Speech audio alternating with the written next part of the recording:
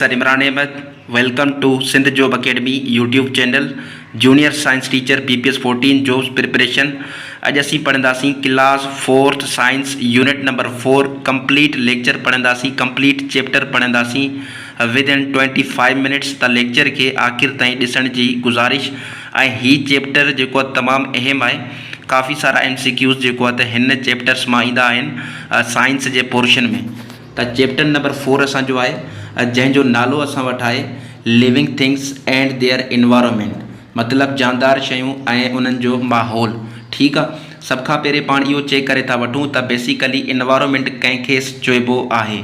हाणे असां त इहो चवंदा आहियूं त असांजे इर्द गिर्द असांजे आस पास जेके बि शयूं आहिनि, ठीक आहे, चाहे उहे लिविंग आहिनि या नॉन लिविंग आहिनि, जानदार आहिनि या गैर जानदार शयूं आहिनि, असांजे माहौल जे इर्द गिर्द आहिनि, त उनखे असां चवंदा आहियूं इन्वायरमेंट। ठीक है, यानी कि असांजे सराउंडिंग में जेके भी शयूं आहिनि त उहो असांजो माहौल जो हिस्सो आहिनि, त उनखे चइबो आहे इन्वायरमेंट। ऐं इन्वायरमेंट जी स्टडी के छा सॼो वेंदो आहे, यादि रखो इकोलॉजी। ठीक आहे, इकोलॉजी या जेको आहे इनखे सॼो वेंदो आहे इन्वायरमेंटल बायोलॉजी बि सॼो वेंदो आहे। हाणे हिन चैप्टर्स में काफ़ी सारा MCQs ईंदा आहिनि, जीअं फूड चेन, फूड वेब जा, ठीक आहे, producer, consumer, primary consumer, secondary, tertiary, ऐं उनखां अलावा डीकम्पोज़र्स। ठीक आहे, बायोटिक कंपोनेंट्स, एबायोटिक कंपोनेंट्स, तमामु अहम चैप्टर आहे। इन जे करे हिनखे पाण थोरो डिटेल सां पढ़ंदासीं ऐं जिते MCQs ठहंदो उते तव्हांखे मां हाईलाइट करे ॾींदुसि इंशाल्लाह। हाणे असांजो जेको इन्वायरमेंट आहे, ठीक आहे, माहौल आहे, उहो वाटर भी थी सघे थो। वाटर में काफ़ी सारा क़िस्म ईंदा आहिनि, जंहिंमें पांड, लेक, सी, रिवर, इहो भी छा आहे, हिकु इन्वायरमेंट आहे। ठीक आहे, एक्वेटिक इन्वायरमेंट इनके सॼो वेंदो आहे, पानी वारो इन्वायरमेंट, जिते मुख़्तलिफ़ क़िस्म जा जानवर रहंदा आहिनि। ऐं जेका सोयल आहे उहो बि हिकु इन्वायरमेंट में शामिल आहे। डिज़र्ट, रेगिस्तान आहे, उहा बि इन्वायरमेंट में शामिल आहे। उनखां अलावा सी इन्वायरमेंट, ठीक आहे, जेको समुंड असां वटि हूंदो आहे उते जेका जानवर रहंदा आहिनि, त उहो उन्हनि जो इन्वायरमेंट आहे। उनखां अलावा हाणे सुवाल इहो पैदा थिए थो पियो त जेका असां वटि एनिमल्स ऐं प्लांट्स आहिनि, ठीक आहे, या ह्यूमन बींग्स आहिनि या ॿिया एनिमल्स आहिनि, उहे कीअं सर्वाइव कंदा आहिनि इन्वायरमेंट जे मुताबिक़। ठीक आहे, इहो पाण हिन चैप्टर में डिटेल सां पढ़ंदासीं। हाणे हिन चैप्टर में पाण कहिड़ा अहम टॉपिक पढ़ंदासीं उनखे ॾिसी था वठूं। सब खां पहिरें पाण पढ़ंदासीं वाट इज़ इन्वायरमेंट, माहौल हूंदो छा आहे, ऐं उनखां अलावा माहौल जा कंपोनेंट्स हिस्सा। ठीक आहे, लिविंग कंपोनेंट ऐं non living component. Living component खे चयो वेंदो आहे बायोटिक कंपोनेंट ऐं नॉन लिविंग कंपोनेंट खे चयो वेंदो आहे एबायोटिक कंपोनेंट। इहो पढ़ंदासीं डिटेल सां। उनखां पोइ टाइप्स ऑफ इन्वायरमेंट। ठीक आहे, इन्वायरमेंट जा क़िस्म, जीअं लैंड जो इन्वायरमेंट हूंदो आहे, ज़मीन वारो, वाटर ऐं एयर इन्वायरमेंट। ठीक आहे, इहो पढ़ंदासीं। उनखां पोइ मेन टॉपिक आहे क्लासिफिकेशन ऑफ एनिमल्स। जानदारनि खे छा कंदासीं, क्लासीफाई कंदासीं according to their eating habitats, उन्हनि जे ईटिंग खाइण जे तौर तरीक़े मुताबिक़। उनखां पोइ introduction to simple food chain. ठीक आहे, फूड चेन जे बारे में पाण पढ़ंदासीं, जंहिंमें असांजा प्रोड्यूसर्स, कंज्यूमर्स जा वरी 3 क़िस्म आहिनि, प्राइमरी, सेकेंडरी ऐं टर्शरी, उहा पढ़ंदासीं। ऐं एट द एंड में पाण पढ़ंदासीं डीकम्पोज़र्स छा हूंदा आहिनि, उन्हनि जो फंक्शन छा हूंदो आहे। ठीक आहे, उहे कीअं इन्वायरमेंट में पंहिंजो किरदारु अदा कनि था, इहो पढ़ंदासीं। ही जेको असां वटि टॉपिक आहे डिफरेंट टाइप्स ऑफ इन्वायरमेंट। ठीक आहे, इन्वायरमेंट में तव्हांजी छा छा अचे थो पियो, लैंड, ज़मीन, वाटर, पाणी ऐं जेका एयर। ठीक आहे, ही इन्वायरमेंट जो हिस्सो आहिनि। हाणे सुवाल इहो पैदा थींदो आहे सर्वाइवल जो। ठीक आहे, त असां वटि जेका प्लांट्स आहिनि, एनिमल्स आहिनि या ॿिया जानवर आहिनि, उहे माहौल में कीअं सर्वाइव कंदा आहिनि, सॼो पैराग्राफ इन बारे में लिखियलु आहे। हाणे यादि रखो, चाहे एनिमल्स हुजनि, प्लांट्स हुजनि या ह्यूमन बींग्स हुजनि, ठीक आहे, उहे हिक ॿिए ते छा हूंदा आहिनि, डिपेंडेंट हूंदा आहिनि। ठीक आहे, छा हूंदा आहिनि, डिपेंडेंट। अकेले सिर उहे रही बि नथा सघनि। ठीक आहे, जीअं ॾिसो असां ह्यूमन बींग्स प्लांट्स बि खाईंदा आहियूं, उनखां अलावा मुख़्तलिफ़ क़िस्म जा जानवर जीअं उन्हनि जो गोश्त खाईंदा आहियूं, जेके हिलाल आहिनि। ठीक आहे, त असां पंहिंजे माहौल ते डिपेंडेंट आहियूं। ऐं उनखां अलावा जेकॾहिं असां ॾिसूं त जेका सनलाइट आहे, सिज जी रोशनी आहे, जेका नॉन लिविंग कंपोनेंट आहे, एबायोटिक कंपोनेंट आहे, असां उन ते डिपेंडेंट आहियूं। ठीक आहे, त मतिलबु इहो आहे त जेके बि एनिमल्स, प्लांट्स ऐं ह्यूमन बींग्स आहिनि, उहे पंहिंजे सर्वाइवल लाइ, बका लाइ, ज़िंदा रहण लाइ हिक ॿिए ते डिपेंड कंदा आहिनि। लिविंग कंपोनेंट ते बि डिपेंड कंदा आहिनि ऐं इन्वायरमेंट जे नॉन लिविंग कंपोनेंट ते बि डिपेंड कंदा आहिनि। त हीउ जेको आहे ख़ुलासो आहे हिन पैराग्राफ जो। हाणे हिते लिखियलु आहे त इन्वायरमेंट कंहिंखे चइबो आहे, इन्वायरमेंट माहौल उनखे चइबो आहे जंहिंमें असांजा ऑल लिविंग थिंग्स ऐं जेके बि नॉन लिविंग थिंग्स आहिनि असांजे सराउंडिंग में अची वञनि थियूं त उनखे चइबो आहे इन्वायरमेंट। ठीकु आहे, हाणे ही छा आहिनि बेसिकली की कंपोनेंट्स ऑफ द इन्वायरमेंट। त इन्वायरमेंट जा जेका की कंपोनेंट्स हिस्सा आहिनि उहा ॿ आहिनि। ठीकु आहे, हिकु असां वटि आहे लिविंग कंपोनेंट, ॿियो असां वटि आहे नॉन लिविंग कंपोनेंट।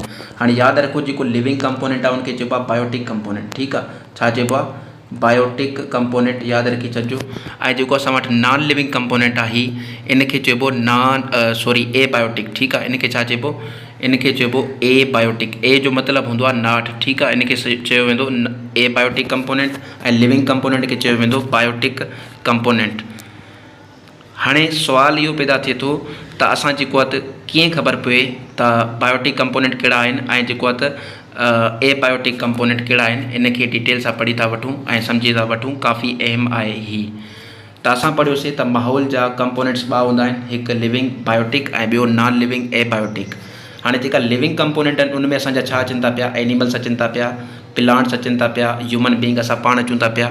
ऐं माहौल जा जेके नॉन लिविंग कंपोनेंट आहिनि उनमें सभ खां पहिरियों असांजो सिज, ठीकु आहे, वाटर पाणी, लैंड ज़मीन, एयर हवा, ही जेको आहे त नॉन लिविंग कंपोनेंट आहिनि असांजे इन्वायरमेंट जा।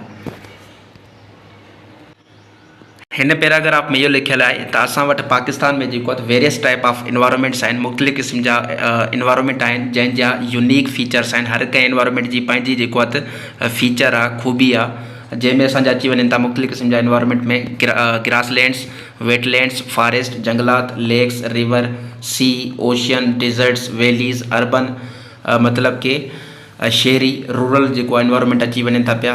रूरल मतिलबु ॿाहिराड़ी वारा, ठीकु आहे, इन्वायरमेंट अची वञनि था पिया त पोइ बि इंसान जेको आहे सर्वाइव करे वञे थो पियो उन कंडीशन जे मुताबिक़। हाणे सभ खां पहिरीं पाण पढ़ंदासीं डिज़र्ट जे बारे में, रेगिस्तान जे बारे में। ही बि हिकु छा आहे इन्वायरमेंट जो टाइप आहे। डिज़र्ट जेको आहे तव्हांखे ख़बर आहे तमामु हॉट हूंदा आहिनि, ठीकु आहे, ऐं उनखां अलावा सैंडी प्लेस आहे। ऐं यादि रखो इनमें जेको आहे त एक्सट्रीम हीट हूंदी आहे, तमामु घणी गर्मी हूंदी आहे ऐं ड्राइनेस, खुश्की हूंदी आहे, ठीकु आहे, छो जो हुते काफ़ी घटि बरसाति थींदी आहे पूरे साल में।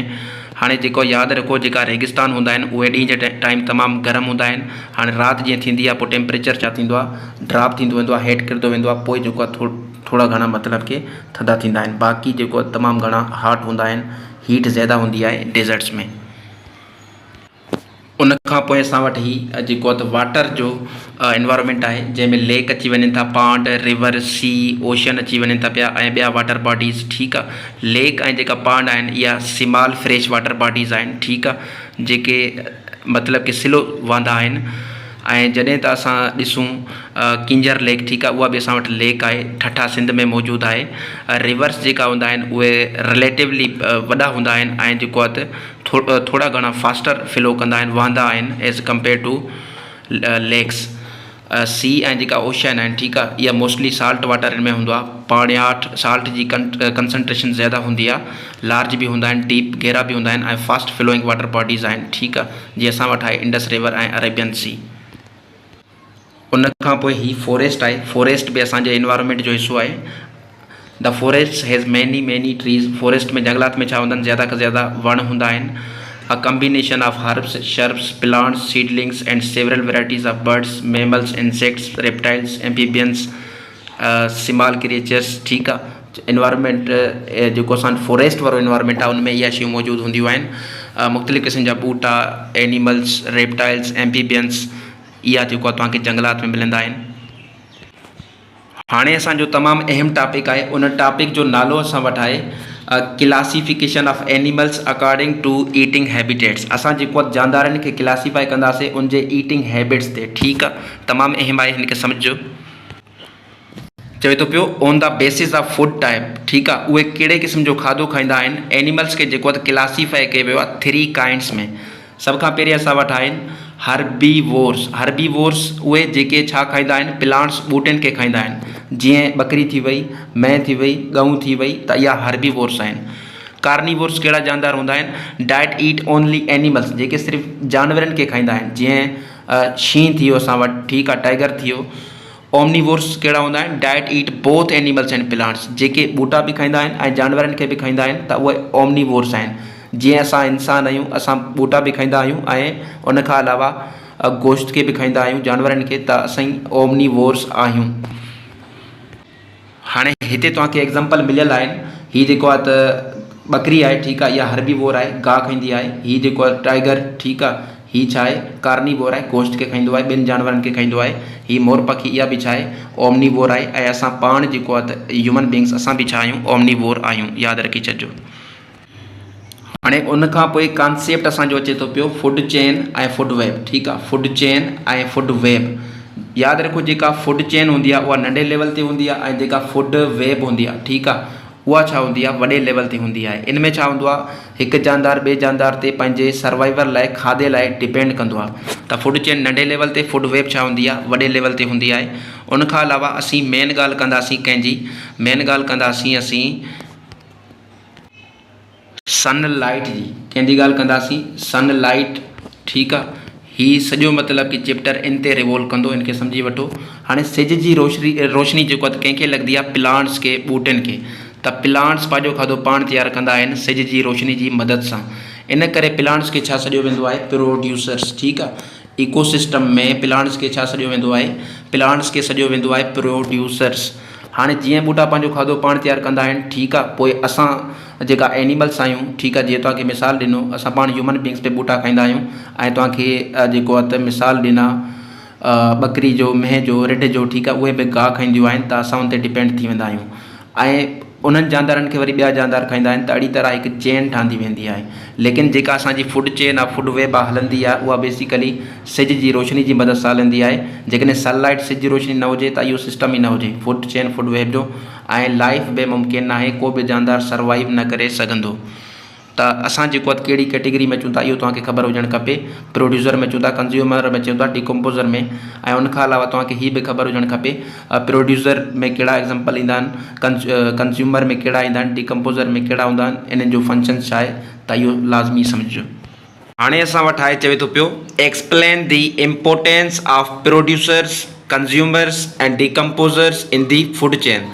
क्वेश्चन असां वटि चवे थो पियो, फूड चेन में प्रोड्यूसर जी, कंज्यूमर जी ऐं डिकम्पोज़र जी छा अहमियत आहे, इम्पोर्टेंस आहे, ठीकु आहे। इनखे सम्झूं था पिया तमामु ईज़ी वे सां। हाणे ही तव्हांखे हिकु इमेज, तस्वीर नज़र अचे पई। हीअ असां वटि छा आहे, सिज आहे, ठीकु आहे। इन मां सनलाइट मिलंदी आहे। ही सनलाइट जेको आहे त किरे थी पई, सिज जी रोशनी प्लांट्स ते, ठीकु आहे। जीअं किरंदी त इन जी मदद सां ॿूटा जेको आहे पंहिंजो खाधो पाण तयारु कंदा आहिनि। त उन प्रोसेस खे छा चइबो आहे, उन प्रोसेस खे चइबो आहे फोटोसिंथेसिस, ठीकु आहे। उन प्रोसेस खे छा चइबो आहे, फोटोसिंथेसिस।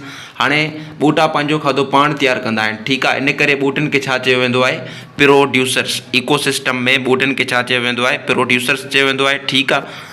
जेकॾहिं अज़्यूम करो, अंदाज़ो लॻायो, गेस करो, जेकॾहिं सिज जी रोशनी, सनलाइट न हुजे हा, त इन जो मतिलबु दुनिया बि न हुजे हा, ठीकु आहे। छो जो सॼो सिस्टम हले थो पियो प्लांट्स ते, जेका असांजा ॿिया एनिमल्स आहिनि उहे डिपेंड कंदा आहिनि। चवे थो पियो food chain and food web. हाणे फूड चेन ऐं फूड वेब तव्हांखे सम्झाए चुको आहियां। बेसिकली ही फीडिंग रिलेशनशिप हूंदा आहिनि, जानदार जेको पाण में कंदा आहिनि। फूड चेन नंढे लेवल ते हूंदी आहे, फूड वेब जेको आहे वॾे लेवल ते हूंदी आहे, ठीकु आहे।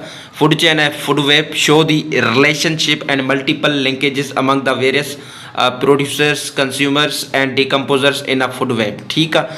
मतिलबु कि प्रोड्यूसर्स, कंज्यूमर्स ऐं जेका डिकम्पोज़र्स हूंदा आहिनि, ठीकु आहे, उहे पाण में हिक ॿिए सां इंटरडिपेंडेंट हूंदा आहिनि, लिंक में हूंदा आहिनि फूड वेब में। These linkages are based on the source of energy and food. हाणे हीउ जेको तालुक़ु हूंदो आहे प्रोड्यूसर, कंज्यूमर ऐं डिकम्पोज़र जे विच में, इहो तालुक़ु बेसिकली इन जो बुनियादु हूंदो आहे सोर्स ऑफ एनर्जी, ठीकु आहे, ऐं फूड।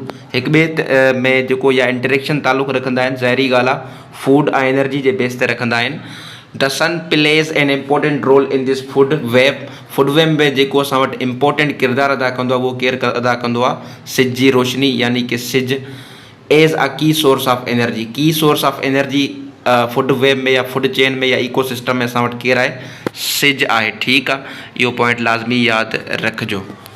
चए थो plants are at the beginning of the food chain. Food chain जी जेका शुरूआति थींदी आहे उहा कंहिंखां थींदी आहे, प्लांट्स, ॿूटनि खां थींदी आहे, छो जो हीअ असां वटि प्रोड्यूसर्स आहिनि। And food web, food chain ऐं फूड वेब ॿिन्ही जी मतिलबु कि बिगिनिंग कंहिंखां थींदी आहे, प्लांट्स खां शुरूआति थींदी आहे। प्लांट्स छा आहिनि असांजा, बेसिकली प्लांट्स असांजा प्रोड्यूसर्स आहिनि, पंहिंजो खाधो पाण तयारु कंदा आहिनि। एनर्जी जेका उहा किथां खां ईंदी आहे, एनर्जी जेको आहे त उहा सिज खां ईंदी आहे। ऐं प्लांट्स जेको आहे पंहिंजो खाधो पाण तयारु कंदा आहिनि इन एनर्जी खे इस्तेमालु करे।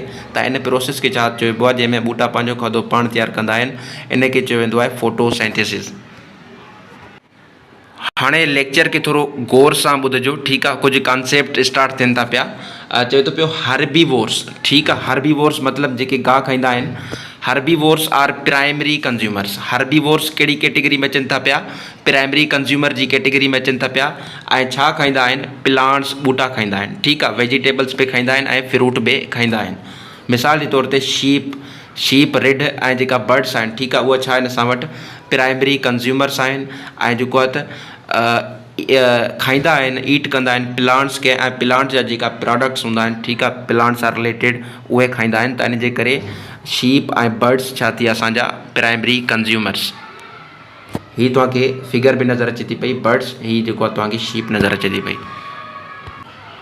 उन खां पोइ असां वटि आहिनि कार्निवोर्स, ठीकु आहे। कार्निवोर्स जेके गोश्त खाईंदा आहिनि, ठीकु आहे, या जेके प्राइमरी कंज्यूमर खे खाईंदा आहिनि। त कार्निवोर्स वरी असां वटि सेकेंडरी कंज्यूमर्स इन खे चयो वेंदो आहे। ऐं हीअ ईट कंदा आहिनि, खाईंदा आहिनि कंहिंखे, प्राइमरी कंज्यूमर्स खे खाईंदा आहिनि। MCQs यादि रखी छॾिजो। चए थो फॉर एग्ज़ाम्पल, मिसाल जे तौरु जेका असां वटि केट आहे, ॿिली आहे, ठीकु आहे, उहा छा आहे सेकेंडरी कंज्यूमर आहे, जेका खाईंदी आहे कंहिंखे बर्ड्स खे या माउस, ठीकु आहे, कुए खे। माउस ऐं बर्ड्स इहा छा आहिनि असांजा प्राइमरी कंज्यूमर। त प्राइमरी कंज्यूमर खे जेको खाईंदो उहो वरी छा थी वेंदो, सेकेंडरी कंज्यूमर थी वेंदो। उन खां पोइ असां वटि हिकु ॿी लेवल आहे, ठीकु आहे। उन लेवल खे चइबो आहे टर्शरी लेवल, ठीकु आहे। मतिलबु कि हीअ थर्ड लेवल आहे। पहिरें लेवल ते प्राइमरी कंज्यूमर हुया, ॿिएं ते सेकेंडरी ऐं टे ते tertiary, third level of consumers हूंदा आहिनि in the food web. The tertiary consumers eat the primary and the secondary consumers. हाणे जेका टर्शरी कंज्यूमर्स हूंदा उहे प्राइमरी कंज्यूमर्स बि खाईंदा आहिनि ऐं सेकेंडरी कंज्यूमर्स खे बि खाईंदा आहिनि। A wolf is a tertiary consumer. हाणे टर्शरी कंज्यूमर जो मिसाल छा आहे, वोल्फ, ठीकु आहे, भेड़िया जंहिंखे चवंदा आहिनि। उहा छा कंदी आहे, डैट ईट्स द माउस, कुए खे बि खाईंदी आहे जेको सेकेंडरी कंज्यूमर आहे, सॉरी प्राइमरी कंज्यूमर आहे, ठीकु आहे। ऐं केट खे बि खाईंदी आहे जेको छा आहे सेकेंडरी कंज्यूमर आहे। इन जे करे वोल्फ छा थी वई, टर्शरी कंज्यूमर थी वई। उन खां पोइ असां वटि आहिनि ओमनीवोर्स, ठीकु आहे। हाणे ओमनीवोर्स जेके प्लांट्स खे बि खाईंदा आहिनि ऐं ॿूटनि खे, एनिमल्स खे बि खाईंदा आहिनि, are consumers that eat both producers and consumers. Omnivores अहिड़ा आहिनि जेके प्रोड्यूसर्स खे बि यानी कि प्लांट्स खे बि खाईंदा आहिनि ऐं कंज्यूमर्स खे बि खाईंदा आहिनि। हाणे ओमनीवोर्स जेको आहे न, इहा सेकेंडरी ऐं टर्शरी कंज्यूमर्स थी सघनि था पिया, ठीकु आहे। इहो पॉइंट लाज़मी MCQs जे फॉर्म में अची सघे थो पियो। Omnivores could be secondary and tertiary consumers. उन खां पोइ another important link relation in the food web is the decomposers। हाणे जेको कॉन्सेप्ट असां सम्झंदासीं डीकम्पोज़र्स, तमामु अहम आहे। डीकम्पोज़र्स मोस्टली असांजा हूंदा आहिनि बैक्टीरिया ऐं फंजाई, ठीकु आहे। The decomposers eat all the dead and waste products of the producers and consumers. हाणे यादि रखो, जॾहिं असां वटि जेका प्रोड्यूसर्स आहिनि, ठीकु आहे, जंहिंमें ॿूटा अचनि था, कंज्यूमर्स जंहिंमें एनिमल्स अचनि था पिया, उहे छा थींदा आहिनि, डेड थींदा आहिनि, ठीकु आहे। ऐं उनजो जेको वेस्ट प्रोडक्ट हूंदो आहे उनखे खाईंदो केरु आहे, ईट केरु कंदो आहे, उहो कंदा आहिनि डीकम्पोज़र्स। केरु कंदो आहे, डीकम्पोज़र्स कंदा आहिनि। They play a very important role in the decomposing waste and returning useful elements to the soil and the environment, ठीकु आहे। इहे हिकु अहम किरदारु अदा कंदा आहिनि डीकम्पोज़र्स, जेके मतिलबु कि असां वटि वेस्ट हूंदो आहे उनखे डीकम्पोज़ कंदा आहिनि, टोड़ींदा आहिनि ऐं जेको छा कंदा आहिनि, जेके यूज़फुल एलिमेंट्स हूंदा आहिनि ज़मीन लाइ, एनवायरनमेंट लाइ, उहे वापसि ज़मीन में हलिया वेंदा आहिनि ऐं ज़मीन जेको आहे ॿीहर फर्टिलाइज़ेशन वधाए छॾींदी आहे।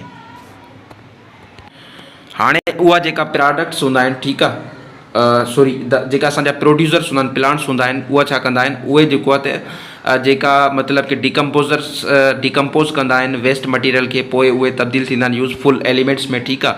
उनखे प्लांट्स यूज़ कंदी आहे to produce food in the presence of sunlight energy, ठीकु आहे। वरी बि ॿूटनि जे कमु उहे मटीरियल ईंदा आहिनि। इन जे करे plants are at the beginning of cycle, ठीकु आहे। शुरूआति में छा आहे, प्लांट्स आहिनि, शुरूआति फूड चेन, फूड वेब जी शुरू थींदी आहे प्लांट्स खां ई। उन खां पोइ हीअ लेसन जी समरी आहे, ख़ुलासो आहे, इनखे चेक करे वठो। त बेसिकली सभ खां पहिरीं असां वटि छा आहे, इन्वायरमेंट, ठीकु आहे। इन्वायरमेंट जा घणा कंपोनेंट हूंदा आहिनि, ॿ कंपोनेंट, हिकु लिविंग कंपोनेंट जंहिंखे बायोटिक कंपोनेंट सॾियो वेंदो आहे, ॿियो असां वटि हूंदो आहे नॉन लिविंग कंपोनेंट, जंहिंखे एबायोटिक कंपोनेंट सॾियो वेंदो आहे। ठीकु आहे। हाणे लिविंग कंपोनेंट में असां वटि छा छा ईंदा आहिनि, एनिमल्स, प्लांट्स ऐं ह्यूमन बींग्स, इंसान बि ईंदा आहिनि। ठीकु आहे। ऐं उनखां अलावा नॉन लिविंग कंपोनेंट्स में असांजी एयर, हवा, वाटर, पाणी, सन, सिज, लैंड, ज़मीन अची था वञनि। उनखां पोइ असांजो जेको सराउंडिंग आहे, ठीकु आहे, असांजो छा आहे, असांजो जेको सराउंडिंग आहे उहो ॿिनि हिसनि में तक़सीम थियल आहे। हिकु असां वटि आहे लैंड, ॿियो असां वटि आहे वाटर जो इन्वायरमेंट। ठीकु आहे। लैंड इन्वायरमेंट में असां वटि कहिड़ा कहिड़ा एग्ज़ाम्पल्स अची था वञनि, डेज़र्ट, रेगिस्तान, grassland, forest, highland, valley, urban, rural areas अची था वञनि। ऐं वाटर इन्वायरमेंट में वाटर, पाणी, ठीकु आहे, जंहिंखे एक्वेटिक इन्वायरमेंट बि चइबो आहे। इन में lake, sea, wetland, river, ocean, pond, इन में वाटर इन्वायरमेंट में अची था वञनि। उनखां पोइ यादि रखी छॾिजो, जेको असां वटि लैंड इन्वायरमेंट आहे ऐं वाटर इन्वायरमेंट आहे, ठीकु आहे, इन्हनि में डिफरेंट क्लाइमेट थींदी आहे, मौसम थींदी आहे, टेम्परेचर बि, ठीकु आहे, ऐं ड्राई एयर, वेट एयर बि हूंदी आहे। ऐं प्लांट्स ऐं एनिमल्स खे तव्हांखे ख़बर आहे असां क्लासीफाई कयो आहे ईटिंग हैबिट जे मुताबिक़, हर्बीवोर्स में, कार्निवोर्स में ऐं ओमनीवोर्स में सम्झाए चुको आहियां तव्हांखे। त बेसिकली हीअ असां वटि समरी हुई। हाणे उनखां पोइ तव्हांखे छा करिणो आहे, तव्हांखे ईअं करिणो आहे, हाणे हीअ जेका एक्सरसाइज़ आहे, ठीकु आहे, पूरो चैप्टर, पूरो लेक्चर ॿुधण खां पोइ तव्हां जेको आहे छा कयो, हिन खे हल कयो। त असां वटि चए थो review question, circle T for true and F for false statements. हीअ तव्हां वटि तक़रीबन 10 ट्रू ऐं फॉल्स स्टेटमेंट्स आहिनि। ठीकु आहे। तव्हांखे छा करिणो आहे, कमेंट करिणो आहे, ॿुधाइणो आहे लेक्चर पूरो मुकमल ॿुधण करण खां पोइ। उनखां पोइ MCQs आहिनि हिन चैप्टर मां। ठीकु आहे। सर्किल द बेस्ट आंसर, तक़रीबन 10 MCQs आहिनि। त 4th क्लास साइंस जो किताब तव्हां वटि हूंदो, या तव्हां हितां जेको आहे स्क्रीन शॉट कढी करे हल कयो, कमेंट कयो, इन्हनि जा जवाब मां चेक कंदुसि। जेकॾहिं सम्झ न आया आहिनि त मूंखे ॿुधायो, त मां सम्झाए छॾींदुसि, इनशाला हल कराए छॾींदुसि। छो जो लेक्चर काफ़ी अॻु में ई लेंथी थी चुको आहे, इन करे जेको आहे त तव्हां पाण ई इन खे हल कयो। तमामु ईज़ी आहिनि। जेकॾहिं तव्हां लेक्चर गौर सां ॿुधो आहे त इनशाला तव्हांखे को बि डिफ़िकल्टी पेश न ईंदी। त उमेदु आहे तव्हांखे लेक्चर सुठो लॻो हूंदो। Thank you so much, enjoy your time, have a nice day.